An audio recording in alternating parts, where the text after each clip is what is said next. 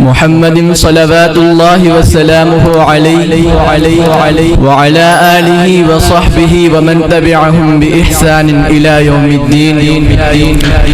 أما بعد، فأعوذ بالله من الشيطان الرجيم. بسم الله الرحمن الرحيم.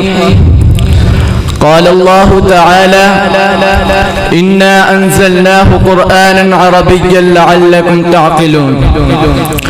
وقال النبي صلى الله عليه وسلم: أحب العرب لثلاث: لأني عربي، والقرآن عربي، وكلام أهل الجنة عربي. إخواني المتحابين في الله، إنه لمن الغبطة والسرور أن وفقني الله تعالى بأن أقوم بين أيدي إخواني الطلاب، وأريد أن ألقي أمام حضراتكم بعض الكلمات حول اللغة العربية.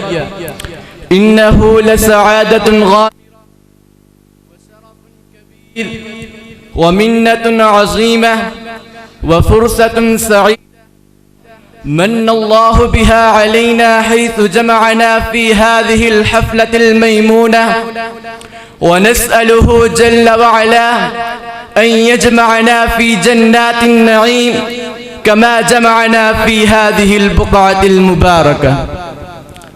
أحبتي في الله، لا شك أن اللغة العربية لها دور ومكانة في نشر العلوم الإسلامية في أرجاء العالم، ولو لم تكن اللغة العربية لما فهمت الأمة القرآن والأحاديث، ولما توحدت على كلمة واحدة، ففرض على الأمة تعليمها وتعلمها.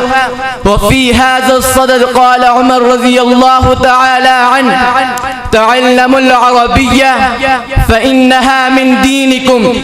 وقال ابن تيمية رحمه الله عليه: العربية من الدين وتعليمها واجب.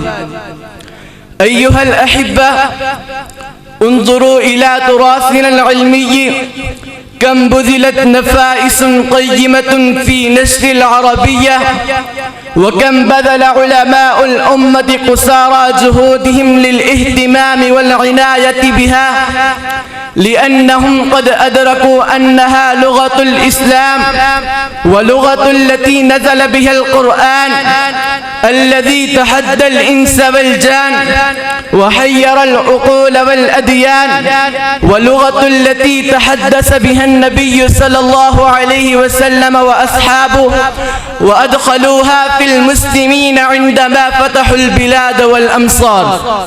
لكن هناك سؤال يتطرق في الأذهان: لماذا صارت هذه اللغة أجنبية عند المسلمين اليوم، حتى العلماء على الرغم هم يدرسون ويدرسون كتب العربية، ولكن قل من تجد يتحدث بالعربية ويعتز بها؟